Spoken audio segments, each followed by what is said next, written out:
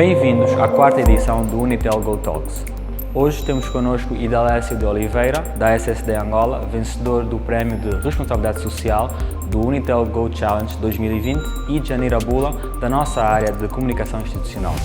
Eles vão nos falar sobre a realidade da telemedicina em Angola. Saudações a todos, eu sou Idalécio de Oliveira e sou administrador do SSD.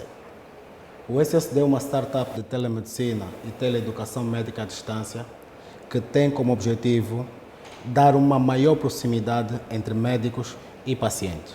Recentemente ganhamos o Prémio de Responsabilidade Social do concurso Unitel Go Challenge e estamos aqui hoje para falar sobre a telemedicina e o seu impacto no mundo. Para começar, eu gostaria de fazer um enquadramento e falar da evolução da prática médica. A prática médica nos últimos 80 anos evoluiu de forma drástica. Ou seja, na década de 40 foi introduzida a penicilina.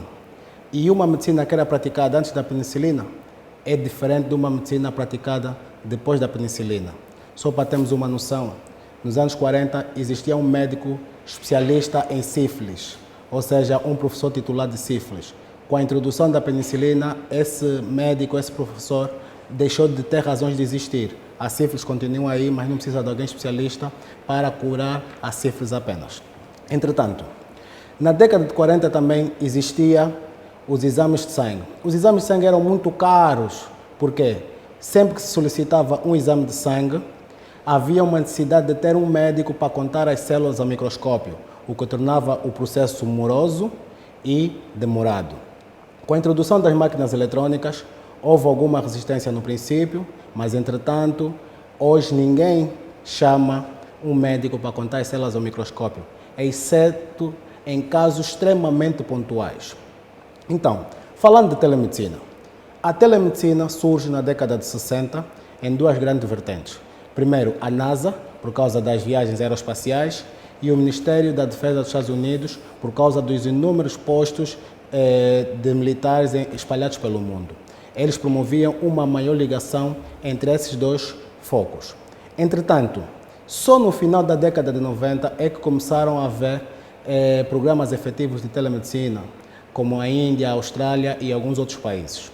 Mas, entretanto, quando é que acontece a disrupção da telemedicina? Quando é que começa a ser acessível a todos? A disrupção começa a partir de meados de 2007, com a introdução dos telemóveis inteligentes e a melhoria do serviço de internet. Pois é, e depois de 2007 para cá, o que aconteceu foi uma grande afluência à telemedicina e não só, à tecnologia em saúde. Hoje nós temos startups espalhadas pelo mundo que são unicórnios, valem mais de $1 bilhão e dão conta de milhares e milhares de atendimentos durante o mês ou o dia, não é?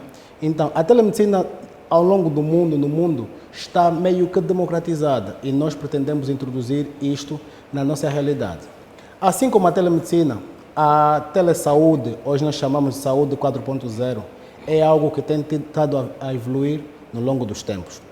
Ou seja, grandes empresas como a Google, a Amazon, a Apple, a Walmart, entraram para o mercado da saúde digital. O que é que eles vão trazer? Vão trazer aceleração e reconhecimento para além do crescimento. O que é que nós acreditamos? Qual é o futuro da saúde? Bem, o que nós pensávamos ser impossível hoje é uma realidade. Dois exemplos. Operação robótica à distância. Hoje é possível um robô operar um paciente e ser manejado por um médico que se encontra a milhares de quilômetros de distância. Nanotecnologia. A nanotecnologia era uma coisa que parecia dos filmes. Hoje nós temos nanopartículas que resolvem problemas dentro do organismo no nível celular, molecular e atômico. Inteligência artificial. Olha, a inteligência artificial é um dos maiores avanços da saúde digital, onde, por exemplo, no Reino Unido, o Sistema Nacional de Saúde, o NHS, utiliza o Alexa para dar auxílio aos pacientes desse mesmo sistema. Como é que funciona? Por exemplo, um paciente tem uma dor de cabeça, ele pergunta a Alexa, eu tenho uma dor de cabeça, o que é que eu tenho que fazer? Existe um protocolo e a Alexa consegue responder diretamente a este paciente. Olha, tens uma dor de cabeça, o protocolo, segundo o NHS, é fazer isso e Z. Então, o que é que nós acreditamos para o futuro?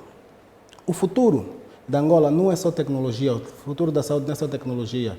Hoje acredita-se muito na saúde digital, saúde 4.0 e brevemente teremos a saúde 5.0, onde acreditamos nas casas inteligentes, no point of care. Ou seja, daqui a 10 anos, 15, 20 anos, muito provavelmente as pessoas deixarão de ir aos hospitais para questões básicas de saúde. Os hospitais serão reservados apenas a questões de extrema gravidade. E nós, como SSD, nós queremos fazer parte dessa mudança e democratizar o acesso à saúde através da tecnologia no nosso país. Idalécio, neste contexto nós gostaríamos de perceber melhor o conceito em si ou a panorâmica da telemedicina, as soluções que a telemedicina traz e principalmente ajustadas ao nosso contexto, que é o nosso tema também principal aqui de conversa, a telemedicina em Angola. Ok. O que é telemedicina? Às vezes o termo cria uma grande confusão na cabeça das pessoas, porque muita gente acredita que a telemedicina é uma forma de substituirmos o atendimento presencial.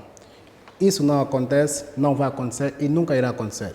A telemedicina é um complemento à saúde, ou seja, é uma forma de fazer chegar o atendimento médico através da tecnologia. E dentro disso tem várias vertentes que promovem esse atendimento, como é, por exemplo, as teleconsultas, as teleinterconsultas, a teleradiologia, a teleeducação médica à distância. Então, é necessário que as pessoas tenham uma visão mais abrangente e não olhem para a telemedicina como uma coisa que vem substituir ou uma coisa que deve ser banalizada. E eu costumo dar sempre o exemplo. O que é uma viagem, por exemplo, uma viagem de avião? Uma pessoa, se tiver um avião e um piloto, tem uma viagem de avião? Provavelmente não. Por quê? Para existir esta viagem, é preciso que haja inúmeros protocolos em volta desta mesma viagem, que passa pela venda de bilhetes, pelos os controles de tráfego aéreo e tudo o resto. Então, a telemedicina é um mecanismo, é uma forma de fazer chegar a saúde às pessoas de maneira simplificada. Certo. E a telemedicina pressupõe este contacto, esta interação entre o corpo médico, os serviços de saúde, o sistema de saúde em si de cada país e aquele que é o utente ou a pessoa que necessita desse serviço.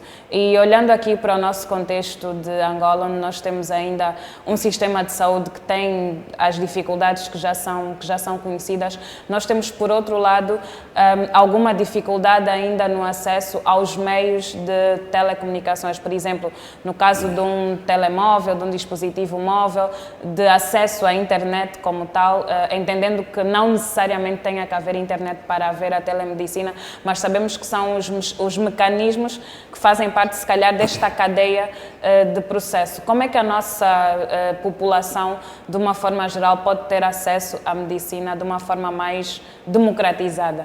É assim, eu começo respondendo essa pergunta falando do final da década de 90, quando hospitais na Índia, Austrália faziam telemedicina dos grandes hospitais para os hospitais das zonas rurais. Eles usavam um mecanismo que funcionava via satélite, não é? Que facilitava o acesso e podiam ter essa comunicação. Porém, nós temos uma evolução tão grande, que hoje é possível fazermos chegar a saúde a qualquer parte do nosso país. Nós temos que ver exemplos em realidades paralelas à nossa ou aqui na nossa região. Nós temos o exemplo do Ghana e de Cabo Verde, que tem programas de medicina efetivos que resolvem realmente. Como é que pode ser feita a telemedicina? A telemedicina pode ser feita por um dispositivo eletrônico próprio.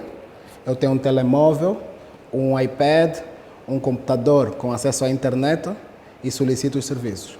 Ou pode ser feito no nível hospitalar, com centros de telemedicina de nível hospitalar. Imagino, a Unitel, por exemplo, tem cobertura de todo o país. É um provedor de internet. Se nós conseguirmos fazer chegar a internet de forma gratuita aos hospitais, conseguimos fazer, ou pelo menos gratuita aos hospitais, nessa ponte de ligação, não é? Usar o zero rating ou qualquer coisa parecida. Nos hospitais tem um centro de telemedicina, nós podemos, dessa maneira, oferecer serviços de saúde à população desta região, porque sabemos que no nosso país há uma dificuldade, um déficit muito grande de médicos especialistas de algumas áreas. Entretanto, é uma forma de ligação. E existe mais. Existem outras formas de ligação que são os healthcare kiosks, que são basicamente quiosques de saúde. O que é que os quiosques de saúde fazem? O que é que representam? Uma zona que não tem hospital, mesmo, ou pode ter, sei lá, se calhar o hospital é muito distante, é possível implementar um quiosque de saúde com toda a tecnologia disponível aí para fazer a telemedicina, não é? E os telemóveis inteligentes deixam de ser um problema, porque a pessoa que quer receber o atendimento por telemedicina vai entrar diretamente no quiosque e vai conseguir ter acesso a tudo. E falando mais, o próprio quiosque pode vir já com aparelhos incorporados que ajudem, como medidores de pressão, medidores da temperatura, otoscópios eletrônicos e uma série de dispositivos que têm estado a ser criados em todo o mundo para facilitar esse processo e o acesso à telemedicina. Muito bem. E em termos de conectividade nesse contexto, só para fazermos aqui este casamento, e de facto a Unitel tem estado a prestar esse apoio, por exemplo, agora ao Ministério da Saúde e a todas as instituições ligadas à luta contra a Covid, a Comissão Interministerial e todos os hospitais, os principais hospitais centrais nas províncias e etc., fornecendo exatamente este apoio de conectividade, ou seja, fazendo com que seja possível realmente a um paciente que esteja, por exemplo, com Covid numa zona mais recôndita, vamos assim dizer, do país, poder ter esse apoio a partir de um hospital central ou municipal com esta facilidade, vamos assim dizer. Mas, ao mesmo tempo, nós percebemos que se não houver este envolvimento dessas entidades e dessas instituições, o trabalho fica um bocadinho dificultado. Nesse contexto, como é que a SSD entra e como é que a SSD pode trazer soluções quando não há este suporte? É assim, a democratização da telemedicina é responsabilidade, ao meu ver, de todas as instituições e do país em si. Ou seja, as grandes empresas, os ministérios, os órgãos de Estado, são todos responsáveis pela democratização do acesso à telemedicina. Por quê? Não será possível entregarmos saúde de qualidade às pessoas se não usamos a tecnologia para nos ajudar a fazer isso. Nós temos um problema que são as agentes hospitalares. E em muitos casos as pessoas vão aos hospitais porque têm uma dor de cabeça, têm uma gripe, que se calhar podia ser resolvida através da telemedicina, que são aqueles pacientes na escala de Manchester, que representa a cor verde e azul, em termos de gravidade. Esses pacientes podiam desafogar os hospitais e melhorar esse acesso. Uma pessoa, por exemplo, com um problema neurocirúrgico em Menonga, evitaria ter de vir para Luanda para fazer uma consulta apenas e vinha só quando se calhar se ela precisasse de ter um tratamento cirúrgico. Então, é responsabilidade das grandes empresas, a meu ver, ajudar a democratizar o acesso à telemedicina às populações, é responsabilidade dos ministérios, dos órgãos de Estado e é responsabilidade da sociedade. Porque eu dei exemplo de uma startup francesa, eu gosto muito dela. Por quê? Em pico de pandemia, a Doctolib realizava em média 2.500.000 atendimentos por mês. Claro que a realidade lá é diferente, ok? A internet lá é melhor, ok? Já percebemos, mas são 2.500.000 atendimentos por mês. Pessoas que poderiam ter ido aos hospitais, poderiam ter afunilado as unidades hospitalares e foram atendidas através da telemedicina. Exatamente. Agora, se nós conseguimos enquadrar isso na nossa realidade, conseguimos desafogar os hospitais e conseguimos dar acesso de médicos especialistas para todo o país, porque também é uma forma de gerir recursos humanos. Se nós, por exemplo, temos especialidades que têm 3 médicos, 4 médicos, esses 4 médicos, bem organizados, conseguem prestar atendimento a outros hospitais, a outros pacientes que se encontrem a milhares de quilómetros de distância, nas zonas mais recônditas.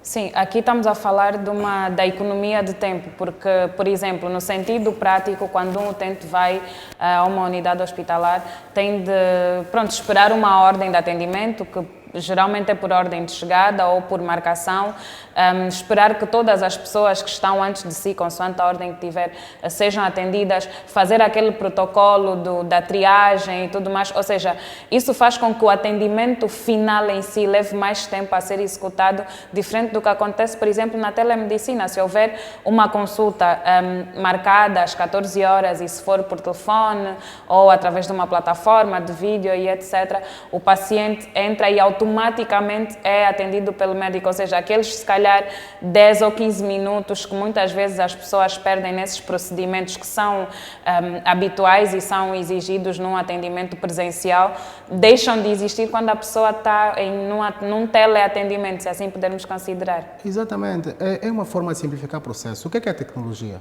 A tecnologia é um meio para atingir um fim. Então, nós usamos a tecnologia para resolver um problema que é um problema real. E como é que nós podemos encarar, por exemplo, a questão a falta de alguma confiança por parte das pessoas nos serviços de tecnologia de uma forma geral, porque o nosso país tem estado a atravessar um momento de transformação digital, as plataformas, as soluções tecnológicas vão surgindo, a inovação vai tomando espaço, mas damos conta que grande parte da nossa população muitas vezes tem uma resistência muito grande a aderir a certos serviços, às vezes por falta de conhecimento, mas na maior parte das vezes por falta de confiança. E no contexto da saúde, acho que essa curva é um bocado mais acentuada. É assim, o mundo mudou. O mundo mudou completamente. Eu falava aí com um colega que em 2002 o telemóvel mais vendido era o Nokia 1900, se não tem erro. Yeah. O que era o Nokia 1900? O que tinha o Nokia 1900 para ser o telemóvel mais vendido do mundo? Tinha uma lanterna. Então, o mundo evoluiu, não é? E nós, se quisermos acompanhar a evolução do mundo, vamos ter que segui-lo. Por quê? Existem realmente os céticos que dizem, por exemplo, nós sempre fizemos assim, não é? Nós sempre fizemos assim, fez com que a Kodak falisse. Quando foram introduzidos os telemóveis inteligentes, a Kodak não queria ir para os telemóveis inteligentes porque eles tinham as câmaras, quando os telemóveis inteligentes já tinham câmaras. E toda a gente parou de comprar as câmaras da Kodak. E temos milhares de exemplos por aí. Nós temos, por exemplo, a Nokia e a BlackBerry, que eram os líderes do mercado. Com a introdução do iPhone, eles acharam que não deviam atualizar e hoje estão na posição que estão, não conseguiram acompanhar a evolução. Nós vamos ser céticos até a um certo ponto. Vamos ser céticos até um certo ponto. Estamos em 2021. Como é que será o mundo daqui a 4 anos, em 2025? Como é que será o mundo em 2030? Isso é um processo que vai acontecer. O que é que acontece? Nós, para darmos credibilidade e fazermos chegar a informação, primeiro temos uma luta muito grande, que é usar leis que vão regular a prática da telemedicina no país.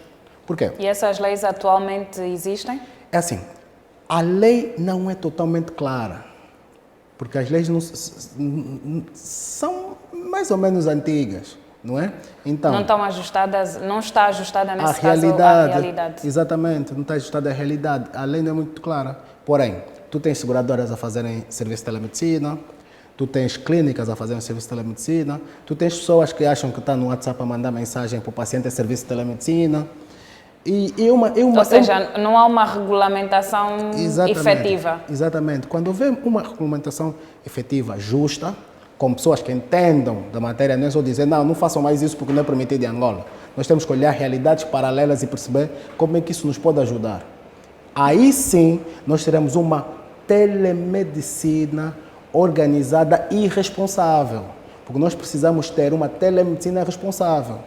Porque depois, se tu não tens aquele processo todo que eu dei o exemplo da viagem, que é a questão da qualidade dos serviços, quem avalia os processos, a pessoa a atender um paciente, passou uma receita, mas ninguém depois sabe disso, ninguém falou sobre isso. Se acontece qualquer coisa, quem é que é responsável por isso? Tem que haver aquela questão.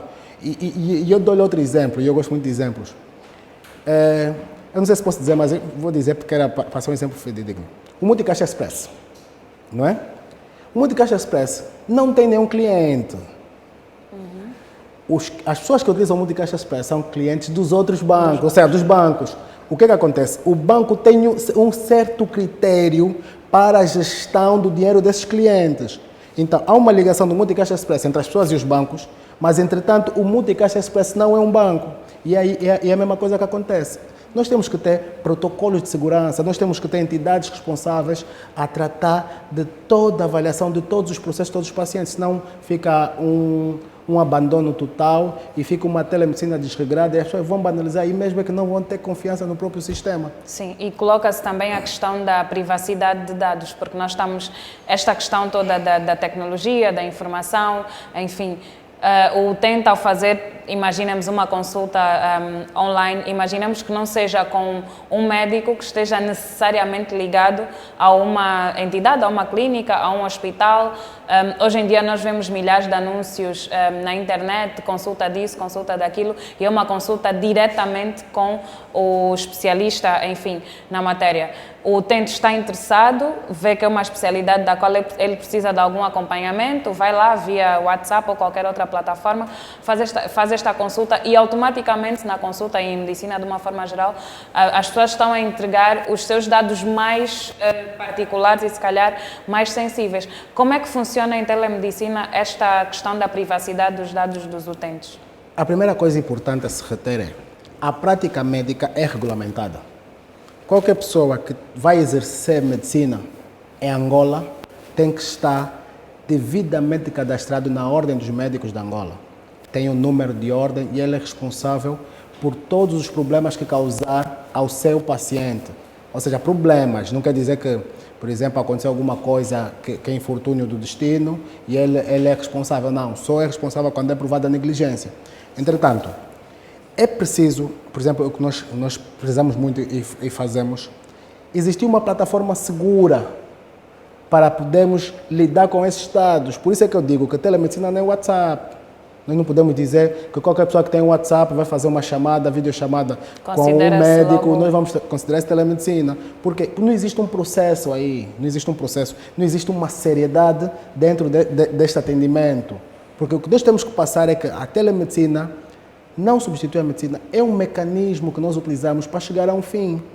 Entretanto, a questão dos dados, a questão da seriedade, a questão das receitas, a questão da validação, a questão dos exames complementares, é uma questão que tem de ser revista.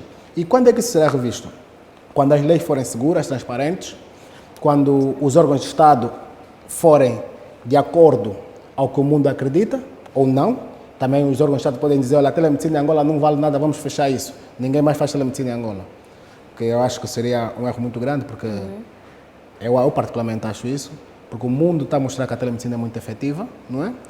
E as grandes empresas, as grandes entidades, no âmbito da sua responsabilidade social, podiam chegar e levar essa preocupação às comunidades. Eu estive na província da Huila há 2 anos atrás, durante um estágio, e eu me deparei com muitas situações que a telemedicina ia resolver de forma simples e prática. Devido ao meu network, eu consegui resolver algumas questões, não é? Que era, por exemplo, contactar um cirurgião oncológico em Luanda. Para nós parece fácil. Mas para quem está na realidade. A pessoa que está em Menongue tem um paciente oncológico para vir para a oncologia, é assim. Se houvesse uma comunicação direta, seria muito mais fácil, ponto. Não quer dizer que o hospital oncológico está em Luanda, qualquer paciente chegar lá vai ser atendido. Mas, entretanto... Mas até chegar a Luanda ao paciente... Sim, é por isso que eu acredito num processo facilitado. Onde existiria uma conexão direta entre hospitais e, consequentemente, de médicos, não é? Um sítio onde nós poderíamos tratar de cada paciente da melhor maneira possível. É o que eu acredito, é a nossa luta. E essas situações, pronto, em particular, que encontraste na Huila, foram resolvidas com recursos próprios? Houve algum suporte? Foram soluções pensadas no momento? É assim, a medicina é muito grande, tem muitas especialidades médicas. Há vezes que um medicamento pode melhorar a vida de uma pessoa. Um único medicamento, não é? Tu, como um clínico geral, numa zona distante, pode ser que não tenhas esse conhecimento. Porque o que é a especialidade médica? É uma pessoa que se dedicou pelo menos 6 anos naquela área. Ele tem mais conhecimento do que tu, isso nem é para discutir. Então, às vezes há problemas que a prática e a experiência levam o especialista a dizer, olha, a medicação é essa, ele faz essa medicação e não precisa fazer mais nada. E melhora. Mas muitas das vezes o paciente fica aí à procura de diagnóstico. São questões que se calhar podiam ser resolvidas e atenuadas. Certo. Por falar neste lado mais, vamos assim dizer, humano, mais particular do atendimento, uma das reclamações frequentes dos utentes de medicina aqui no nosso país tem a ver exatamente com a qualidade do atendimento. As pessoas queixam-se de, às vezes, falta de sensibilidade por parte do corpo médico, enfermeiros e etc. Falando de telemedicina, este nível de qualidade e essa exigência faz-se sentir à mesma altura? É assim, um profissional que não tem empatia pelo seu paciente presencialmente não terá pela internet. A empatia é algo pessoal. E isso fala-se na faculdade de medicina. A empatia é uma coisa pessoal. A pessoa deve tratar o paciente, o utente, não a doença, não é? Se a pessoa for uma pessoa fria, que parece um robô que está a atender a pessoa, na telemedicina não vai ser diferente. Então, nós temos que melhorar os hábitos das pessoas, dos profissionais, porque tendo a telemedicina ou não, os hábitos continuarão os mesmos. Ou seja, a telemedicina não influencia muito nisso. Há pessoas que dizem que às vezes que a telemedicina desumaniza. Não. A telemedicina não desumaniza. Se calhar a telemedicina é que humaniza, porque o desumanizar é ter uma pessoa com uma gripe das 8 até as 20 horas no hospital para ser atendido e depois lhe dar um analgésico e ir para casa. Então, a telemedicina humaniza. E essa é a ideia, o enquadramento da telemedicina é mais ou menos esse, é humanizar o atendimento, facilitar o atendimento, dar uma oferta digna às pessoas. E nesse contexto nós conseguimos aqui ligar um bocado mais àquilo que é vamos dizer, o coração da SSD, que é exatamente trazer esta facilidade do atendimento, na disponibilidade do atendimento médico, das especialidades médicas e profissionais de saúde para a população, enfim, para as pessoas que realmente precisam. Em termos de soluções, o que a SSD realmente traz para o mercado? É assim, a primeira coisa que nós fizemos, nós lançamos primeiro um MVP. MVP é o mínimo produto viável, que é uma forma de testar as ideias de negócio. Nós pegamos 10 médicos de especialidades distintas, pusemos na nossa plataforma e testamos com clientes para ver se as pessoas estavam interessadas ou não. E nós reparamos que há uma demanda muito grande por serviços de saúde. Os médicos estiveram a fazer, durante um período de tempo, estiveram a fazer atendimento online, foi isso? Exato. Disponibilizamos o serviço, a ver se as pessoas pagam pelo serviço, porque o negócio é bom quando pagam. Certo. Sim, então, a ver se as pessoas pagam pelo serviço e se realmente é uma proposta de valor válida para a nossa realidade. Esse MVP correu tão bem que depois nós demos sequência, fomos crescendo em número de médicos e depois lançamos uma campanha de consultas online gratuitas. Nessa campanha de consultas online gratuitas, nós atendemos mais de 1.000 pessoas. Mais de 1.000 pessoas. E muitas dessas pessoas, as pessoas dizem, não, a telemedicina é algo que só os ricos vão conseguir fazer, só quem tem dinheiro vai conseguir fazer.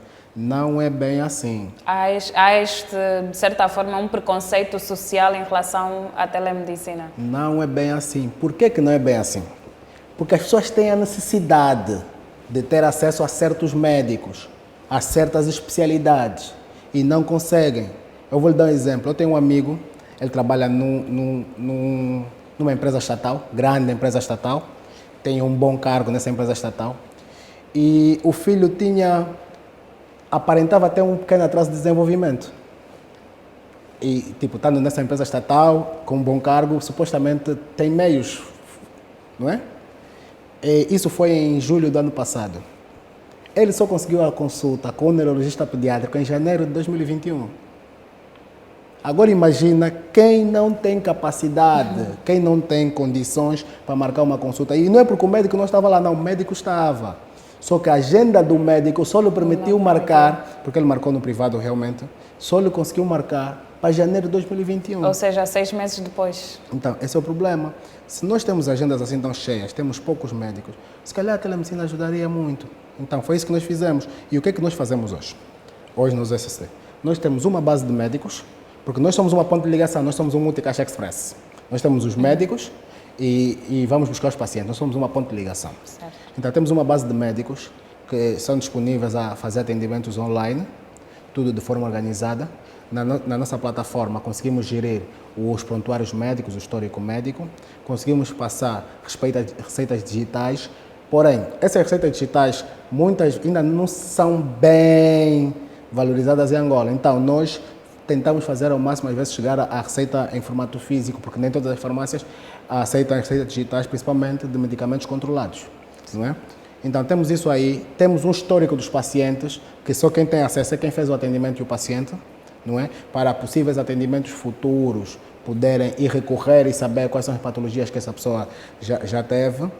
E depois, lançamos um programa piloto de telemedicina no Hospital Central do Lubango. Qual é o nosso objetivo nesse programa piloto? É nós fornecermos especialistas que lá não tenham, que não existam naquele hospital, para nós podermos fazer interconsultas e poder também discutir casos clínicos que são uma mais-valia para a medicina no nosso país. Outra coisa que nós fazemos é que, dado o grande número de médicos e especialistas que nós tivemos, nós criamos uma plataforma paralela de educação à distância. Ou seja, nós temos os especialistas que passam o seu conhecimento para médicos generalistas e para estudantes de medicina. Então é isso que nós temos estado a fazer. Nós fazemos a telemedicina e a teleeducação médica em saúde. O que é que nós pretendemos? Nós pretendemos democratizar o acesso à saúde através da telemedicina e ser uma mais-valia para o sistema de saúde, ajudar a melhorar o nosso sistema de saúde. Certo. E em termos de geografia, falaste aqui sobre essa questão desta iniciativa que vocês desenvolveram, que está em curso na Huila, e a nível das outras províncias, por exemplo, como é que vocês fazem para integrar realmente os médicos que estão nas 18 províncias, vamos assim dizer, do país, e integrá-los na plataforma? Tem que haver algum contacto físico? É preciso ir ao terreno? Vocês têm que, enquanto provedores deste serviço, deslocar-se para irem realmente conhecer a realidade, ou conseguem a este nível fazer tudo através das ferramentas tecnológicas? Por exemplo, uma base de dados, nós temos uma base de dados de médicos que estejam no Menong ou de médicos que estejam no Kwanza Sul. Essa informação está disponível, e quando não está, vocês têm de ir ao terreno? É assim, nós cadastramos quem está interessado em fazer parte da nossa plataforma. Nós não estamos a fazer um serviço que estamos a fazer um cadastramento de todos os médicos do país. Não. Nós temos os médicos que estão interessados a fazer consulta na nossa plataforma e que estão interessados em abraçar a causa da telemedicina. Certo. Como é que nós fazemos com os hospitais? Primeiro usamos o networking. Por que nós fizemos o piloto? O piloto serve para nos guiar e saber como é que será possível reproduzir isso em outras realidades. Ou seja, se nós temos as províncias, temos hospitais que funcionam basicamente da mesma maneira, se bem que cada província tem uma necessidade diferente devido à situação geográfica, aos hábitos alimentares e tudo o resto. Mas, entanto, funcionam todos da mesma maneira. Nós fazemos uma ponte de ligação, não médico-paciente, mas médico-médico para o paciente. Ou seja, quem pede interconsulta é um médico que está atendendo um paciente que tem uma dificuldade, que pede interconsulta com outro médico. Certo. Então, essa é a ponte de ligação que nós pretendemos fazer. E, se possível, sozinhos será muito difícil, mas isso é um processo, não sabemos como é que vai acontecer. Nós gostaríamos, atenção, gostaríamos de ter uma cobertura nacional, ter um programa nacional de telemedicina. Isso nos ajudaria a gerir mais os processos, perceber melhor as doenças e podemos fazer uma ponte de ligação dos médicos angolanos para com os médicos, de médicos angolanos expatriados para com os outros médicos que estão nas províncias, e se calhar podemos fazer uma ponte de ligação de médicos estrangeiros, como portugueses ou brasileiros, de áreas que não existem em Angola, para darem interconsulta aos hospitais provinciais. Cabo Verde, por exemplo, eles na nossa região foram um dos primeiros a começar com a telemedicina. O piloto que eles lançaram foi com o Hospital do Coimbra, que era por causa dos casos de cardiologia pediátrica. Ou seja, em Cabo Verde não existia nenhum cardiologista pediátrico, mas o Hospital do Coimbra tinha. Fizeram uma ligação direta e acho que algumas vezes por semana o médico consultava à distância esses pacientes para poder resolver esses problemas. E quando fosse necessário uma cirurgia, aí são outros 500, outras questões que têm que ser revistas. Mas, entretanto, as pessoas não deixavam de ter atendimento. Isso seria uma mais-valia para o sistema de saúde, para nós, para os pacientes, para o país, ao meu ver. Muito bem. E então, falando sobre isso, sobre o que é a SSD hoje e quais são esses desejos e aspirações que têm, acho que é importante nós aqui percebermos de onde é que vem tudo isso, porque é que vocês decidiram começar, porque é que decidiram empreender em telemedicina, porque é que este projeto que hoje em dia é uma realidade, é esta startup e vocês estão a estender-se, estão a crescer, porque é que isso começou? Qual foi a real motivação? É assim, eu sou o fundador do SSD. Claro que tive que chamar pessoas mais inteligentes do que eu para ajudar a implementar o SSD. Eu venho de uma família de médicos. Na realidade, eu nasci, acho que já nasci mais ou menos aí, porque eu nasci em Minsk, a antiga União Soviética, quando meus pais estudavam medicina. Então, é uma coisa assim. E desde muito cedo, a minha mãe sempre me levou, por exemplo, para o Beiral de Luanda, onde ela dava consultas, pelo menos uma vez por semana. Eu ia lá ao hospital onde ela trabalhava também, muitas vezes. E sempre fui mais ou menos ligada a essa área, porque... Ou seja, a medicina sempre esteve presente. Sim, mas entretanto é uma questão muito curiosa. Eu nunca disse que ia para a medicina. Nunca disse que ia para a medicina. Acho que queria ser o quê? Engenheiro civil, qualquer coisa assim, mas nunca disse que ia para a medicina. Entretanto, mas porque não havia um interesse verdadeiro ou porque não querias, pronto, partilhar com os pais e com a família que havia esse desejo aí no fundo? Na realidade acho que não havia interesse mesmo. Não havia interesse. Então, mas entretanto quando eu terminei o ensino médio, eu lembro como se fosse hoje, a minha mãe levou meu pai fazer lá a prova. E ela perguntou-me 10 vezes se eu tinha certeza. Acabei por ir para a medicina. No meio do percurso, abandonei a faculdade, depois voltei, porque abandonei. Depois voltei. E quando da minha passagem pela província da Huila, porque na época que eu abandonei, trabalhava com outra coisa, também era empreendedorismo, mas noutra área. Eu já tinha girado o país 2 vezes. Eu já conhecia a realidade do país e, entretanto, quando eu estive na Huila, conhecia a realidade do país, que era tipo as cidades e tudo o resto, mas não conhecia o estado da saúde das regiões. Quando eu estive na Huila, porque nós fui mesmo por centros comunitários, nos bairros e tudo o resto. Eu vi uma realidade que não era uma realidade que eu estava habituado. Não era uma realidade que eu estava habituado. E achei que podia fazer alguma coisa para ajudar a mitigar esse problema. Porque eu já tinha conhecimento, já tinha ligações com muitos médicos, tinha muitos especialistas, muitos amigos e um networking mais ou menos bom na área da saúde. Então, quando eu estava lá, até conseguia resolver um problema ou outro, não é? Porque o mais difícil é tu conheceres a pessoa que faz isso e ligares diretamente para a pessoa, porque às vezes assim fica mais fácil. É mais difícil se tu ligares, por exemplo, para o hospital e dizer não, eu quero o médico X ou Y. Sim, o mas processo é mais demorado. mais demorado. Então, foi nessa época que achei que não. A ideia do SSD já existia, já tínhamos participado num concurso, não vencemos, porque era só uma ideia. Estava no papel, estava muito bonita no papel. Mas ainda não tinha a estrutura? Não, assim, tinha um conceito que o objetivo era levar saúde às pessoas. Pois, mas não estava, se calhar, bem desenvolvido. Sim, porque tu quando não testas com os clientes, na tua cabeça faz muito sentido, todas as coisas fazem muito sentido. Então, naquela altura, eu tive assim uma luz, olha, vamos pivotar esse modelo, vamos usar esse modelo assim para nós podermos mitigar esse problema que é um problema realmente grave, que nós podemos ajudar. Foi aí que, depois, quando estive aqui, começamos a desenvolver a plataforma e tudo o resto, e lançamos a plataforma. Temos um caminho longo para andar ainda, estamos a começar. Sim. E isso é um processo que nós achamos que... E a medicina faz parte assim da tua vida 360 ou tens outras paixões, outras aspirações, outras coisas que faças e que te motivem, por exemplo, todos os dias? É assim, hoje eu sou empreendedor. Hoje eu sou empreendedor a tempo inteiro. Certo. Porque são muitos problemas para resolver, então não dá para...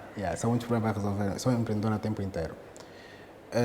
Tenho um hobby, claro, um hobby. E o meu hobby é música. Eu sou DJ e produtor musical. Faço parte de um grupo de rap de algum sucesso, chama-se Elenco do Luxo. Que recentemente fizemos uma publicidade para a Unitel. Certo, na campanha de Natal e fim de ano. Exatamente. E aí, esse é o meu hobby e é algo que eu faço e tenho muito prazer em fazer. Muito bem. Aqui, eu acho que quando olhamos para a questão da medicina de uma forma geral, não sei, e aqui podes dar a tua opinião enquanto especialista, precisamos de olhar também para essa parte mais humana e principalmente para a vertente hábitos e costumes. Nós vemos que as nossas populações dentro das comunidades e etc., muitas vezes, por haver esta carência de um serviço médico mais próximo, as pessoas recorrem à medicina, a tratamentos medicinais, como se diz, para curar as suas doenças, enfim, e ultrapassar algumas questões. Como é que a telemedicina consegue, por exemplo, penetrar nesta área? Como é que se consegue casar e como é que se consegue levar isso, por exemplo, para uma pessoa que tem aquele hábito, olha, tenho uma gripe, então vou tomar um chá, vou juntar folhas disso ou daquilo. Dá para fazer uma ligação?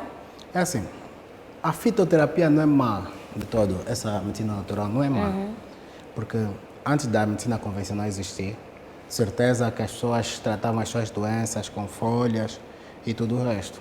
O que é que tem que acontecer, ao meu ver, primeiro, falando de fitoterapia e medicina natural, é haver uma regulamentação desta prática. Porque muitas vezes, e é uma coisa que acontece, há pacientes que chegam ao hospital em falência hepática por causa de usarem doses em demasia de um certo medicamento tradicional que cura certa doença. Não é? Então, uma regulação dessa prática ajudaria muito. Como é que a telemedicina pode ajudar? A telemedicina pode, como é um meio de facilitar, não é? A pessoa tem um telemóvel, tem a plataforma ou o aplicativo. Às vezes o aplicativo é mais prático, não é? Porque já está aí, faz-te lembrar sempre. Tu estás aí, estás a mexer no telefone, encontra sempre o aplicativo e aquilo fica no teu subconsciente, eu acho. Tu tens aí, tu podes rapidamente falar com um médico. Às vezes a medicina natural é muito usada, porque as pessoas têm dificuldade a chegar aos serviços de saúde. Eu vejo pessoas que, por exemplo, eu falo de Luanda, que não vão ao hospital por causa da enchente do hospital. E quem trabalha no hospital sabe que nós, principalmente aqui em Luanda, recebe-se pacientes muito graves por causa dessa questão. Porque as pessoas não querem ir ao hospital, primeiro vão na tia, na vizinha, depois num centro. Depende, assim, os centros são bons para certas questões, não é? Se calhar mais pontuais, não? Sim, e centros credíveis. Sim. São bons para certas questões. Aqui entra aquela questão da regulamentação da atividade da medicina. Exato. E a própria fiscalização em si destes provedores, vamos assim dizer, de serviços de saúde. Exatamente. E aí que, com isso, o que é que eu quero dizer? Quem tem acesso facilitado a um médico, e quando eu falo sempre de médicos, mas temos que ver aí, não estamos a falar só de médicos, estamos a falar de psicólogos, nutricionistas,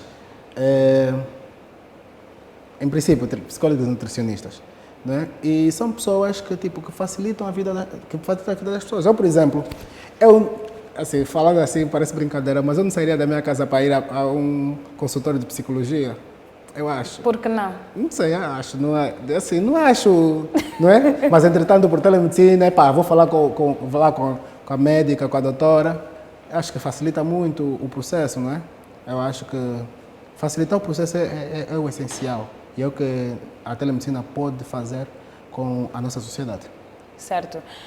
Agora, puxando aqui um bocado, falando sobre o contexto que nós estamos a viver e a enfrentar atualmente, que é a questão da pandemia, nós vimos que para algumas empresas e algumas áreas a pandemia significou a perda total da empresa, o despedimento, enfim, muitas ideias que pareciam que iriam vingar ou pareciam muito promissoras acabaram por não ter espaço para isso e, entretanto, em termos de telemedicina, da tecnologia em si, houve aqui um avanço e um aflorar de algumas iniciativas. Há bocado referiste essa startup francesa que durante um certo período de tempo atendeu esse número elevado de pacientes e, de certa forma, a telemedicina nesta fase em que as pessoas realmente não se podiam movimentar. Nós tivemos aqui, a nível do mundo, vários momentos de confinamento, as pessoas podiam sair, mas só para ir ao hospital, mas ao mesmo tempo não queriam ir ao hospital e as informações que também foram veiculadas ao longo do tempo, por exemplo, do risco alto de infecção hospitalar, que fez realmente muitas pessoas ficarem em casa e surgir então essa oportunidade de serem atendidas por uma chamada, por uma videochamada. Enfim, no contexto da pandemia, a telemedicina ganhou um outro espaço, ganhou um outro reconhecimento, vamos assim dizer? É assim, as pessoas costumam dizer que nós evoluímos 10 anos em um mês. Por causa da Covid. Por causa da Covid, sim. Porque tudo passou para o digital. As pessoas que eram céticas passaram a depender da digitalização, não é? Então, claramente que houve uma melhoria dos serviços, houve uma expansão maior da telemedicina por causa da pandemia. Mas, entretanto, essa expansão mostrou também que a telemedicina funciona e é possível, nós temos serviços efetivos de telemedicina a nível do mundo. Mas foi necessário haver uma necessidade maior? Os serviços já existiam. Exatamente. Já existiam. Por exemplo, essa startup que eu digo, são startups que existem há 7 anos, 10 anos. Na nossa realidade, não. Se calhar existia uma intenção ou outra, mas não era uma coisa assim fatídica, não é? Mas a telemedicina já existia e já estava muito democratizada. Mas a nossa realidade é que era um pouquinho, não vou chamar atrasada, porque fica mal. Não estava ainda no tempo Ainda não certo. estava alinhada, ainda não estava ao mesmo patamar. Exatamente. E eu acho que ainda não está completamente, porque ainda falta muito. Claro. Falta muito, primeiro em termos de comunicação, da própria legalização, como eu falei atrás, em termos de expansão, de credibilidade, a questão social das pessoas perceberem se faz sentido ou não faz sentido, se pode ajudar ou não, os custos de internet, a entrada da rede 5G, a melhoria dos telemóveis, são muitos fatores, ou então a internet das coisas, os wearables, como os relógios que medem a tensão arterial, a pressão e tudo o resto, porque isso é telemedicina, isso também faz parte da telemedicina, por quê? Quando eu já tenho um relógio que mede a minha tensão arterial, a minha pressão, a minha temperatura, é uma informação que eu consigo dar a um médico em consulta direta. Existem outros dispositivos. Inclusive dá para fazer como se diz, um tracking, não é? Um acompanhamento. Se, por exemplo, houver uma recomendação médica de que durante 30 dias determinada pessoa tem que ter um registro diário, por exemplo, da tensão arterial, dos batimentos cardíacos e etc. Já dá para extrair, vamos assim dizer, esses dados através desses dispositivos. Exatamente. O point of care é muito importante hoje e fala-se muito em point of care na medicina. Há óculos que já foram criados, que medem a glicemia a partir da lágrima de forma contínua. Tá bem? Então, são coisas que, tipo, tenta evoluir. Daqui a 5 anos, 10 anos, por exemplo, as pessoas que não acreditam que os exames, por exemplo, de sangue poderão ser feitos em casa, é só esperar em 5 anos que aquilo vai acontecer. Hoje existe uma expansão muito grande da tecnologia em saúde.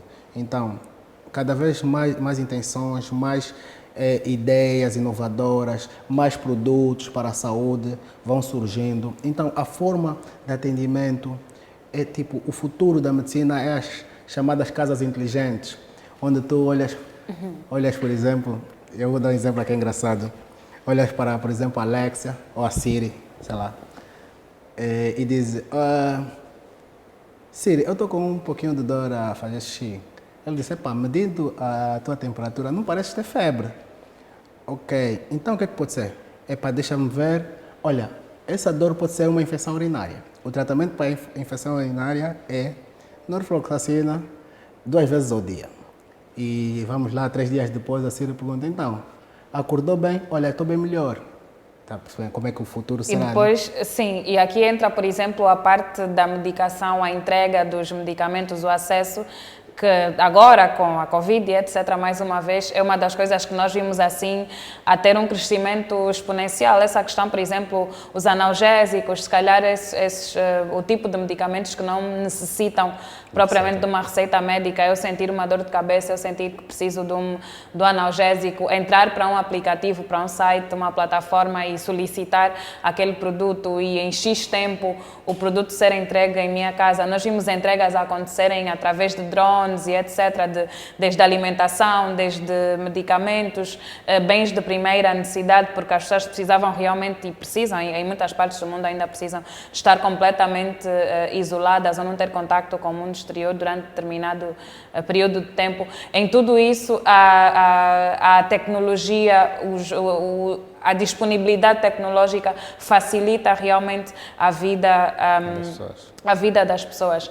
E agora queria saber um bocado mais da vossa participação enquanto SSD no concurso Unitel Go Challenge, que vocês foram vencedores na categoria de responsabilidade social. Conta-nos um bocado como é que foi essa experiência do concurso em si e qual foi o processo, como é que tem sido o processo de lá para cá, qual é a realidade da SSD hoje? Na altura que houve a comunicação em relação ao concurso, eu realmente não queria participar. Ou seja, por causa da experiência do concurso anterior? Ou... Não é por isso. É porque nós estávamos numa fase muito inicial. Mais ou menos inicial. Então, mas entretanto, muita gente foi nos mandando, para a equipa toda, a comunicação sobre o concurso, se conhece um amigo que não sei o quê, que tem uma startup, um negócio que acreditas que pode vir a ser... E as pessoas vos indicaram? Sim, as pessoas sempre a mandarem, chegou a parte que eu estava a exagerar, vamos nos inscrever. Tanto é que a minha colega, a Ana, é que fez, que pediu, já mandaste? Eu dizia sempre, já mandei, não mandaste nada. A inscrição. Não vi. Exato, não vi. Então, fizeram tanta coisa, então nós mandamos a inscrição lá para o concurso. O que é que foi bom? Às vezes tu, quando tens uma ideia de negócio, há um problema muito sério, os pontos cegos. Tu estás tão habituado com aquela tua ideia no negócio e tu acreditas tanto que aquela ideia de negócio é a melhor ideia do mundo. Às vezes nunca se sabe, mas pronto, que tu não consegues reparar naqueles pontos cegos do negócio e ter pessoas de fora a falarem contigo, a tentarem melhorar as questões dentro da tua empresa, ajudarem-te, é uma mais-valia. O concurso foi uma boa experiência, gostei muito de ter participado no concurso, se pudesse participar mais, participaria. Então, eu acho que... O que é que vocês sentiram assim como maiores vantagens ou a maior vantagem em terem participado?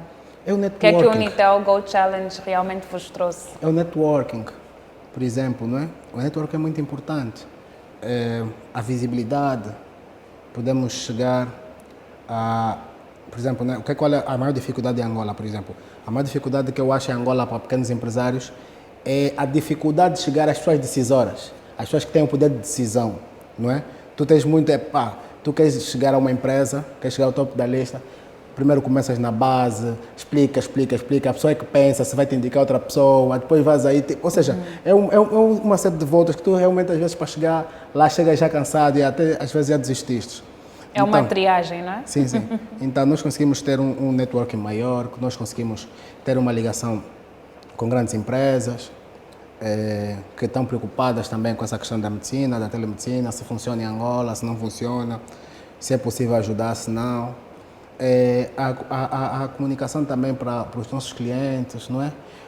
Eu costumo dizer, os médicos amam o SSD, os médicos do SSD amam o SSD, gostam muito do SSD, gostam da ideia, do conceito e acreditam que é uma coisa que realmente irá impactar, se não impactar, ajudará a impactar o ecossistema da saúde. Então, basicamente foi isso. Depois fomos indicados para o maior evento de tecnologia do mundo, que é o Web Summit. Foi uma boa experiência também. Tivemos alguns episódios aí engraçados, mas entretanto foi uma mais-valia para nós, ajudou-nos muito. E a nível de crescimento, por exemplo, do surgimento de outras startups ligadas à mesma área, não é? Ao mesmo setor que vocês, como é que vocês olham para isso? Vocês não estão sozinhos no mercado, não é? Como é natural, mas como é que vocês olham para aquilo que as outras startups estão a trazer? É assim, a concorrência é uma coisa boa. Se as outras startups, mas não sei se vieram antes ou depois de nós, apostaram também nessa área porque viram que alguma coisa estava a funcionar, não é? Alguma coisa estava a funcionar e isso é uma mais-valia. E não são só as startups. Nós temos as seguradoras a irem para a telemedicina, nós temos os hospitais, as clínicas a irem para a telemedicina. E o que é que isso vai fazer quando há uma fluência desse tipo? Vai obrigar os órgãos decisores a criarem uma lei para regular. Ou seja, nós vamos adiantar o processo de regulação e da prática. Porque a telemedicina, não existe algo que limite a telemedicina em Angola. Não que eu saiba, não que os nossos consultores saibam, porque nós temos consultores e fomos à procura e tudo o resto. Mas Não a existe falta de uma regulamentação. uma regulamentação extensiva. Alguém que fale, porque me parece que estão a surgir muitas iniciativas e não existe. Também as pessoas estão preocupadas também com a Covid-19, mas entretanto é necessário que haja isso para nós podermos ter uma telemedicina organizada e de responsabilidade, responsável. Então é isso que nós precisamos, que nós acreditamos.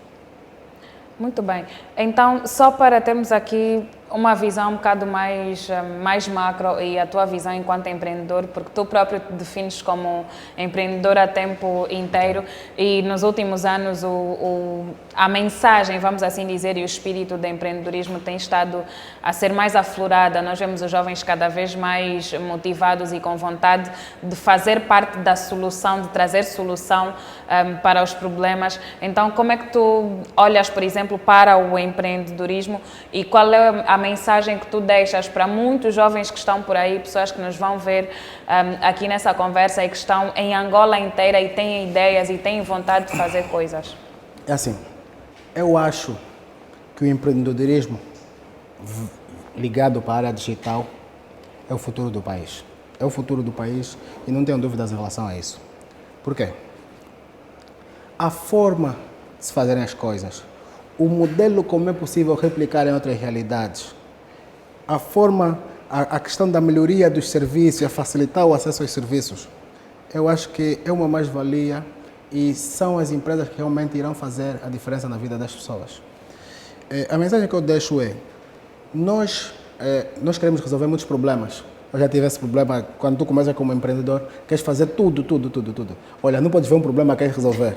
Sim.